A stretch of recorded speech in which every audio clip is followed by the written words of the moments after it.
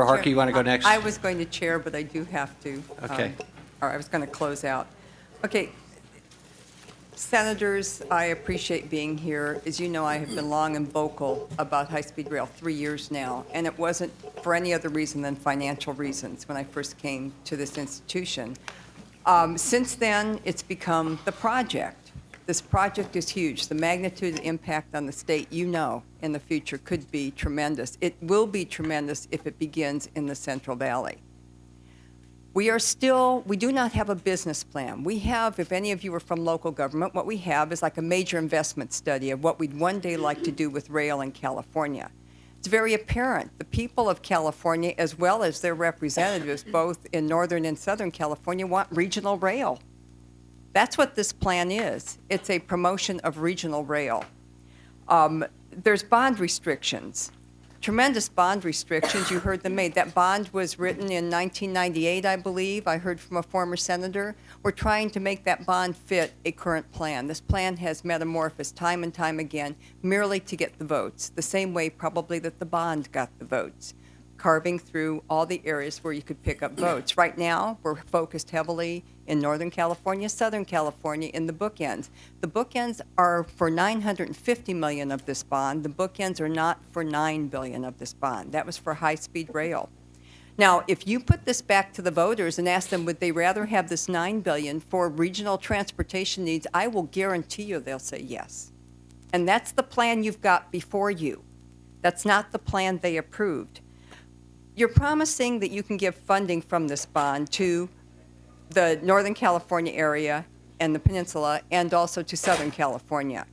Do you have right-of-way agreements? Has Union Pacific, has BNSF, have they signed up on the right-of-way agreements? If you don't have those, you don't even know if you can do this. Those are very, very important. The EIR is out of whack, and you all know that. This plan keeps changing. The GAO, legislative analysts, the auditor. MOUs have been signed up that really probably can't be committed to. They will need to be match funded by all of your communities. That's what's in those MOUs with Northern and Southern California.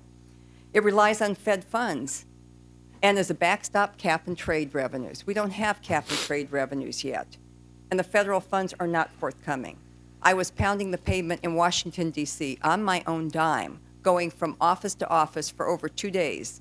And I can tell you there is nothing in the transportation bills that funds high-speed rail. Regional rail, yes. High-speed rail, no.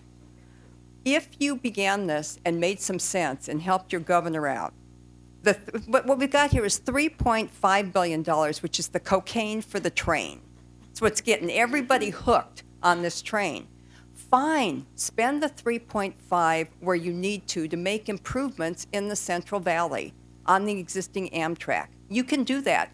Match fund and begin the connection from Bakersfield to the Palmdale area where you will have private money, private investors picking up Palmdale to Las Vegas faster than you will never get it doing this. They will not pick up the Central Valley section as long as you're determined to start this IOS in the Central Valley, which I don't believe qualifies for Prop 1A funding. It's not electrified. As long as you insist on funding this thing here, you're going to have problems ever getting private funds, and you all know this. You've read the reports. You know the data. There's nothing more that I can say. I think we ought to just pull the funding. But I think the next alternative would be to send this back to the voters. That is a very good idea because they want to revote. And if you want to modify Mr. LaMalfa's bond, send it back and say, would you rather convert this to regional rail? Then Jerry Brown might have a win. And we need this governor to have a win because we're going to have him for 6 years. If the state goes down, we all go down. I don't want to see that for the state of California. I am determined to fight this to the bitter end. You are tearing up prime Central Valley farmland. You are ruining lives for $3.5 billion that is not going to complete a train, not even be an operating segment, not even qualify for Prop 1A funding. So I ask you, please, do the right thing. I know it's very difficult. You've got a lot of people pushing on you, but we can have the same jobs. As a matter of fact, we'll have more jobs if we get private investment because there will be PLA agreements going to Las Vegas. So I'm telling you, there is a way to do this. but not the way we're doing it. This bond, the voters were deceived. You all know the voters were deceived. It's not what they were sold. I have the lemon law. I want to pull the plug.